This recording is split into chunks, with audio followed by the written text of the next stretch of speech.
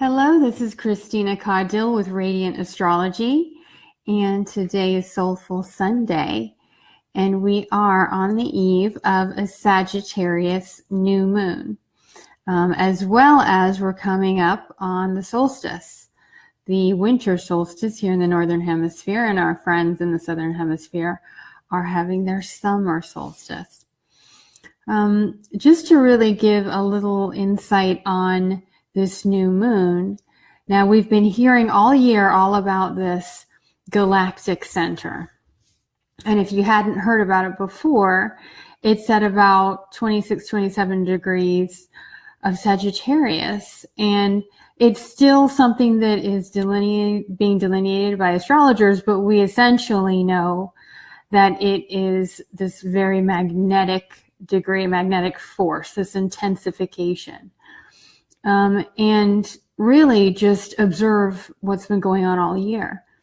Saturn has been within a couple of degrees of this degree all year long, pretty much. And Saturn, Lord Karma, is wrapping up its 3-year transit of Sagittarius. And as it gets in these critical degrees, it does feel like, this urgency to wrap up old business, right? In order to sort of move on to the next phase of our karma, really.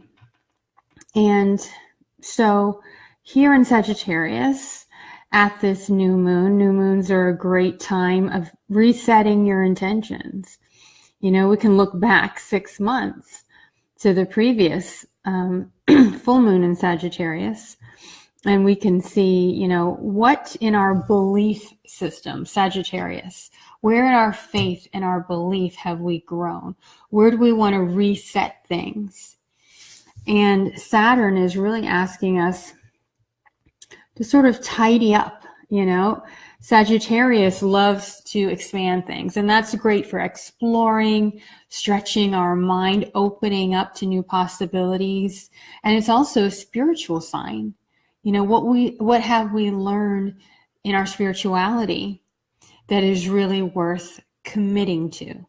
And Saturn is about making that commitment, focusing, and then once we've done the exploring, limiting to what we can really put our all into.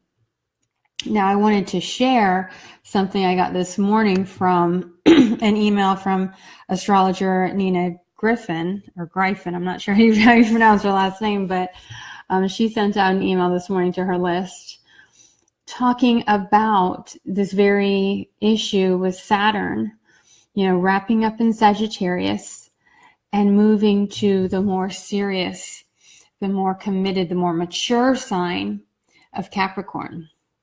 And what she said is that careers that have been built upon gimmickry will collapse likely. We'll see that kind of thing, which I think is a great relief in some ways.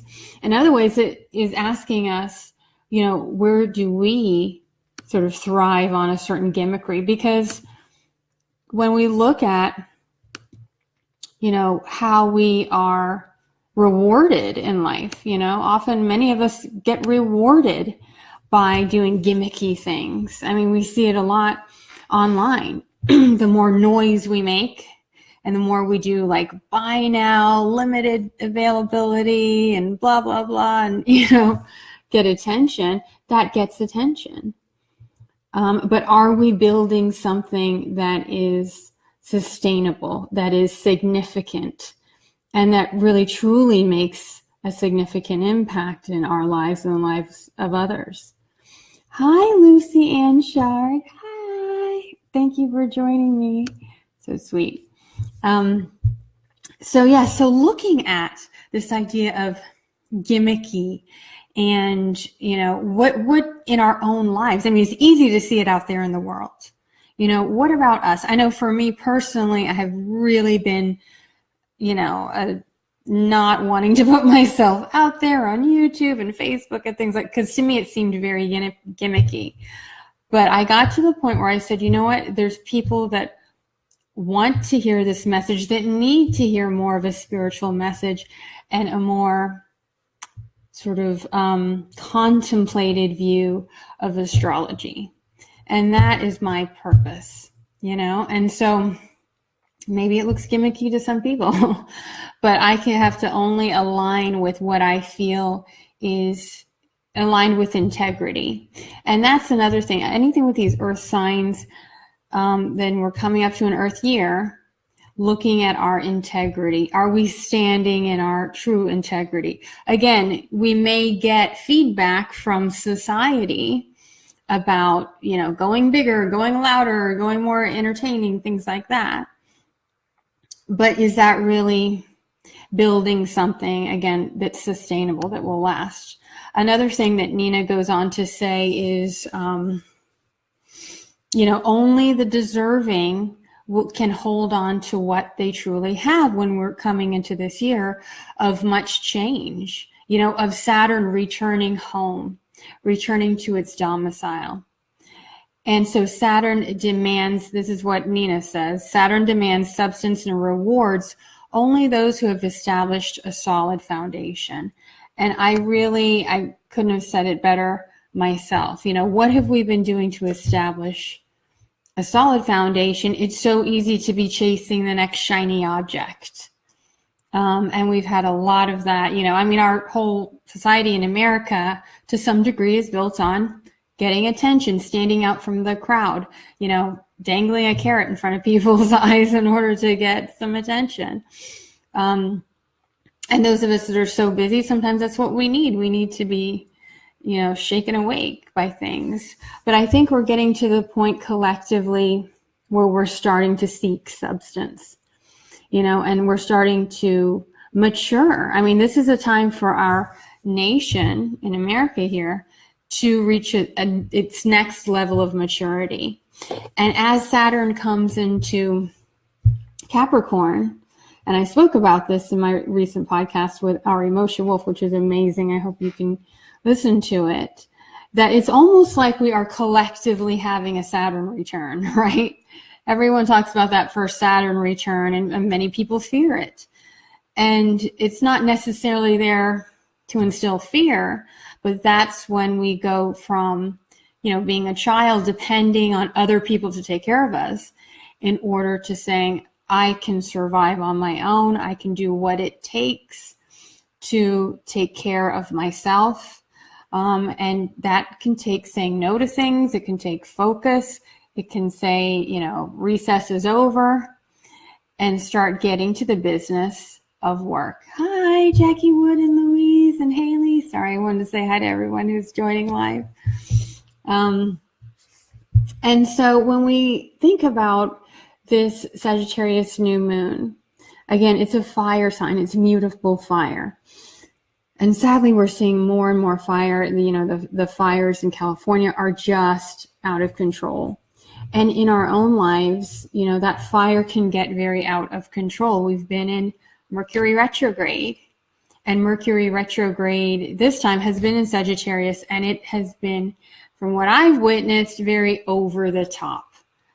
People, truth and lies, and spreading lies and spreading rumors and things like that, and it just going berserk over the top. I know I've witnessed in my own experience. I also have been fortunate to have reunited with other people that we needed to put things to rest. And there have been some beautiful reconciliations, that can be the opening for a Mercury retrograde.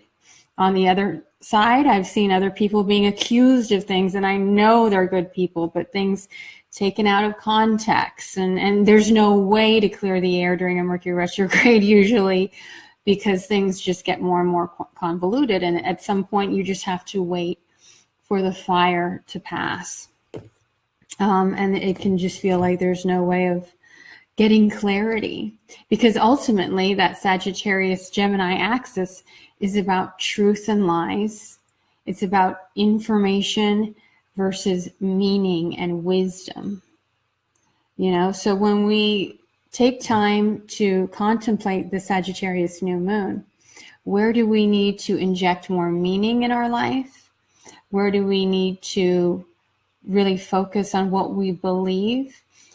And it's a two-way street. Once we align with our truth, we can share it, and then we can affect and impact others, right? Mutable energy is, it's I'm giving, I'm getting, I'm receiving. And, we know that we are connected to this greater movement of what's happening in society, which there's more and more change. 2018 is going to be a big year of us to start to really work toward our mastery. So what are you committing to master? And so we also have, as I said, like tomorrow's in the morning is the Sagittarius new moon.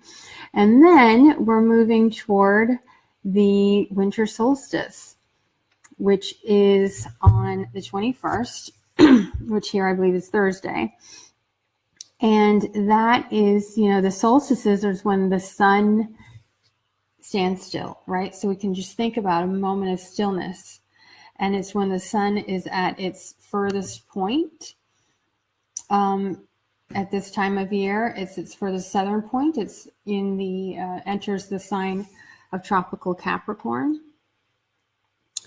And, it stops moving southward, and it takes a moment to repivot, and then to reorient, and then to begin its northern movement.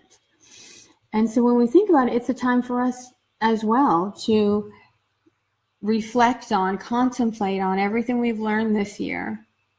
And then where do we need to reorient so we can start moving toward growth again? And, there are times in life and through the seasons where it's about growth. And then there's times where we need to really go inward, and we need to contemplate before we can have that next phase of true growth.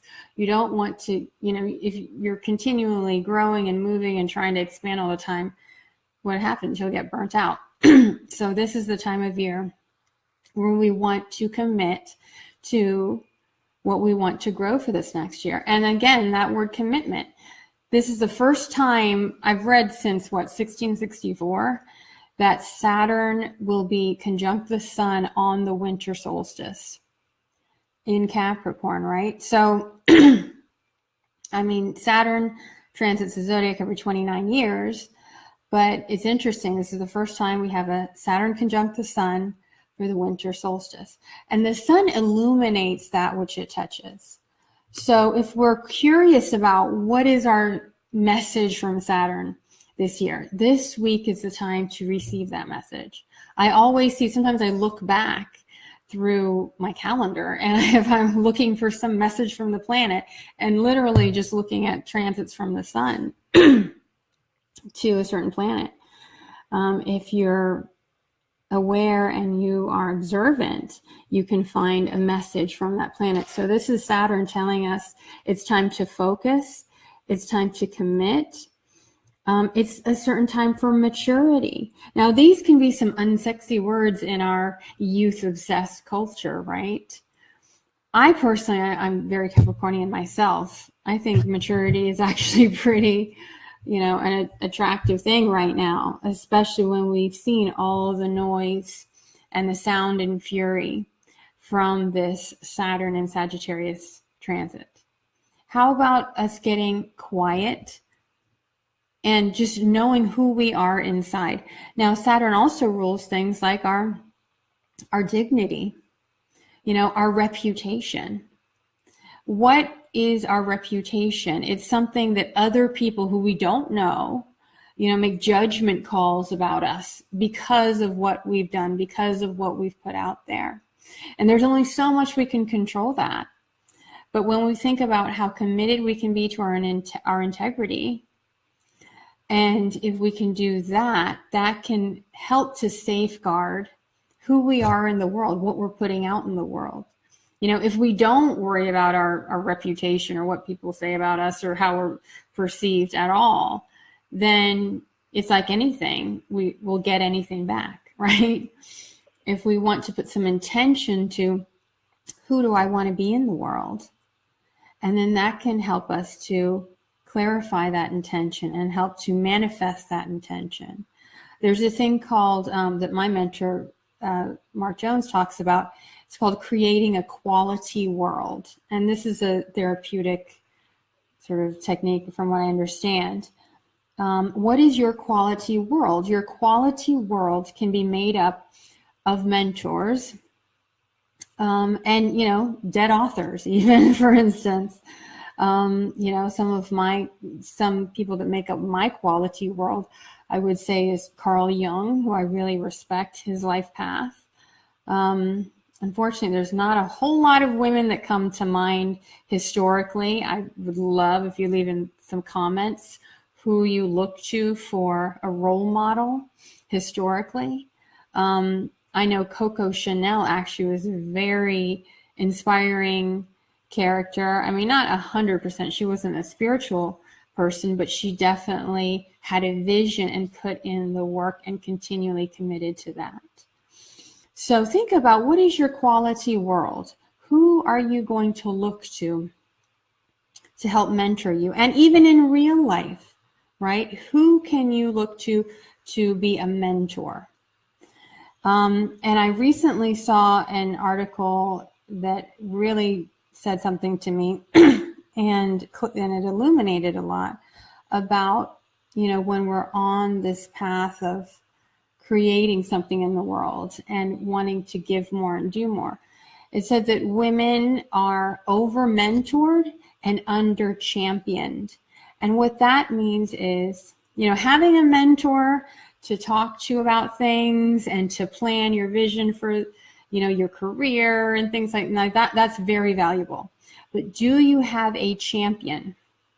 A champion is someone who is further along in your field than you know, whatever that field, even if it's spirituality or your career, and actually pulls you up and gives you opportunities, opens the door to opportunities. You know, do you have a champion? And who can be your champion? And the other side of it is, who can you champion? You know, so when we're looking at Saturn coming into into Capricorn, that's the elder, right? It's the wise elder. It's the mature, sort of adult figure. And there's nothing that can make you feel more adult than to take on that elder role. So, you know, finding a champion for you, or if you're in a position to champion another, think about raising somebody up. I know I've been really fortunate to have some champions in the astrology community that have really just given me some amazing opportunities that were, I thought, beyond what I could do, but I found a way to make it happen. And now it's my turn, and I have my eye on my, you know, mentee who I've been mentoring for some time, who I will be championing too, Daniela Veras. And so when you're championing someone, thinking about, you know, holding them to a certain level of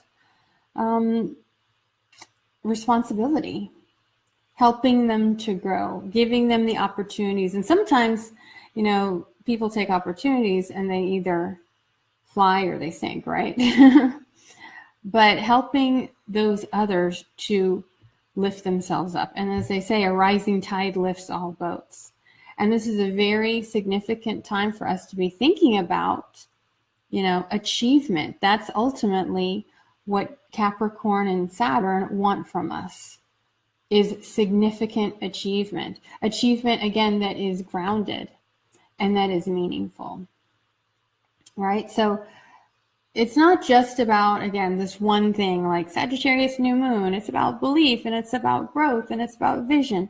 Yes, that's true, but this is in the overall sort of theme of Capricorn, saying we're wrapping up this last 3 years of Saturn and Sagittarius. What you believe, what have you tested and tried and experimented with?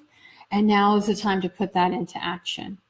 Now is the time to start committing to what kind of a world are you really going to create. Okay, so I think I've done enough chit-chatting. Louise Eddington, oh my goodness. I love Louise Eddington. Please follow her. She's an amazing astrologer.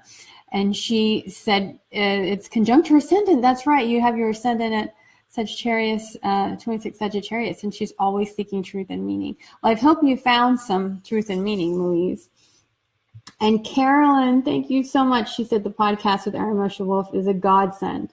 Well, I will say Ari Moshe Wolf is a godsend. I will absolutely agree with that. And saying hi to Nicolette and Janine and Jennifer and Patricia. Thank you so much for joining me. And I hope this has helped to illuminate a little bit about the astrology of now. And don't forget to join me Tuesday night. We've got some very intense astrology Tuesday night, but I chose that to be a time to do the webinar on Designing Destiny for 2018. So we're going to look at some of the bigger movements with the astrology in 2018 and have a vision plan quarter by quarter for next year to sort of give us some guideposts of what we want to achieve and what kind of movement we want to rise up to for our next year. And thank you again for joining me, and I will see you hopefully on Tuesday. Get all the details on radiantastrology.com or on my Facebook page. And I will see you next Sunday for Soulful Sundays. Bye-bye.